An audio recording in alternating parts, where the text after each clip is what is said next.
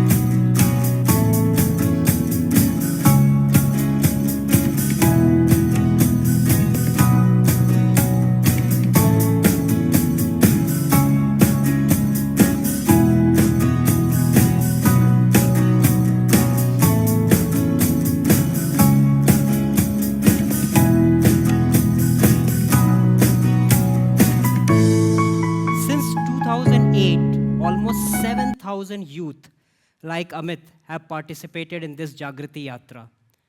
Why? What are they seeking? I think they are pilgrims, the new age seekers. And Yatra is a pilgrimage for them, the new age pilgrimage. But what are they seeking still remains a question. And to answer this, let's go back into ancient India. An interesting theory propounded by a Harvard professor, Diana L. Eck, says that ancient India has been shaped by countless footsteps of pilgrims who have generated a powerful sense of land by journeys through their heart's destination. The image of a traveling pilgrim is not something unique to India, but is observed and admired all across the world. And the idea of pilgrimage itself has been taking various forms and shapes over the centuries. If Bodh Gaya in Bihar is a historic pilgrimage for many Buddhists, so is the 1963 March for Jobs and Freedom in Washington, D.C., for the 250,000 who joined the rally and were rewarded with the famous I Have a Dream speech. And so is the 400-kilometer Dandi March for the 79 followers of Mahatma Gandhi. So what is it that makes a pilgrimage so powerful that every culture, every religion has adopted it? Is it simply the act of going on an adventure, the kick of an adventure? Or is it the joy of a collective march? Or is it something, the search for the sacred? Or is it something beyond? Or is it something of everything above? The answer lies in how a pilgrimage is designed as a three-stage act. And now, these three stages will be unfolded before you through the beautiful journey of Amit Kataria. The first act, going away from the known. Amit is a paraplegic, and he needs crutches to walk. So coming on the yatra would have meant that he would have to go away from the comfort and the known of his home and embrace the unknown of an arduous 10,000-kilometer long journey. And he did that. To our surprise and delight, he did very beautifully, like a true seeker. Then the second act, the journey itself, where one encounters the sacred, meeting 500 other seekers, the yatris, from all across the country, bonding with them over personal stories of joy and pain, sharing the dreams of building the country, learning from inspiring role models, the social and business entrepreneurs who are solving the problems of Bharat, and soaking in the beauty that this diverse country offers. The outer journey triggers an inner journey, compelling them to find their purpose, the purpose of one's life, the purpose of one's existence, encountering the sacred. And finally, the third act, coming back home transformed, but not coming back alone. As it happened in the case of Amit, he found a very good friend and a partner in another yatri, Sandeep Karplani, who helped him realize his dreams. And today, Amit is successfully running his venture, Rose Computer Academy.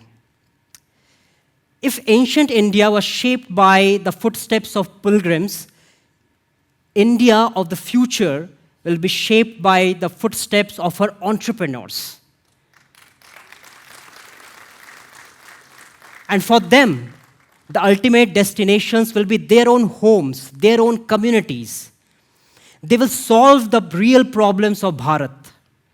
They will dare to venture into the last mile India, away from the comfort of these cities. They will build the country. But here comes the most challenging part of a pilgrimage. When the awakened pilgrims return, they need a space of grace, a space which can elevate their energies further, an energy space. And that's where there is a fourth act to the pilgrimage, Kshetra Sannyas, consecrating an energy space and taking a vow to never leave it. After 14 years of tirelessly building this network of 7,000 aspiring entrepreneurs all across the country, we have now set our eyes on building ecosystems, the energy spaces in tier 2 and 3 districts of the country, for the local entrepreneurs, for the many Amit Katarias who show the courage to come back home only to find a missing support system. The space will offer them hope and trust. The space will not only elevate their energies, but will also connect them to energies from the outside. That's what we are trying to do. We have taken our first Kshetra Sannyas in eastern UP, Purvanchal, a home to 50 million people, the size of Gujarat. And we are building an incubation and innovation center, Jagriti Enterprise Center. It will bring the best of the infrastructure and support that Purvanchal deserves, that many other places like Purvanchal, where more than 60% of our population resides, deserve. Pooja Shahi, a young girl from Devariya in Purvanchal, absolutely passionate about handicraft work. She used to go to the roof of her house and watch and learn from the YouTube videos. She wanted to turn her passion into a business, but the forces were against her. She found immense resistance even from her own family and the society.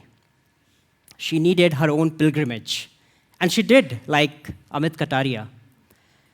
And she came back energized and networked from the Jagriti Yatra. And when she came back, she found our energy space, the incubator, for further support. We brought her a Mumbai-based partner who invested in her business and became an equal stakeholder. We brought some amazing mentors on her company. We connected her to Fab India, which is now sourcing her handicraft products. And we finally got her some equity funding.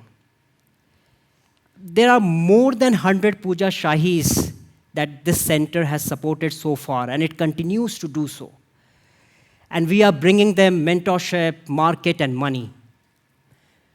But what we are more proud of bringing to them is their lost dignity. Those who have mocked them by saying that you are not pursuing a sarkari naukri, a government job, are now willing to join them. Those who have crushed their spirits now celebrate them. Those who doubted them now hail them as their heroes.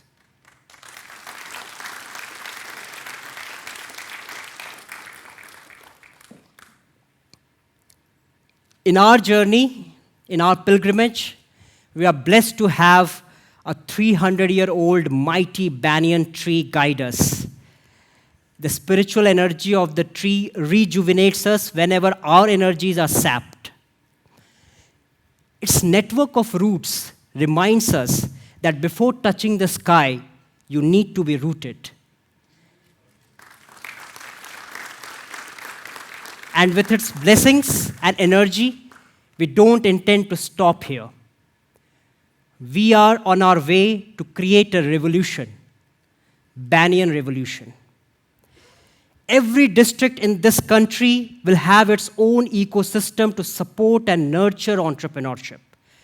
Every entrepreneur who chooses to come back home will be welcomed. And every citizen who wants to build and not only protest will be celebrated. This is a pilgrimage for life, a pilgrimage which will awaken us, liberate us, and bring us closer to our own roots. A country that can boast of a young demography has many Amit Katarias, many Puja Shahis. Look around yourself, in your village, in your town, in your community. You will easily find them. They are waiting for you. What kind of pilgrimages are they on? And what can you do to create energy spaces for them? Thank you.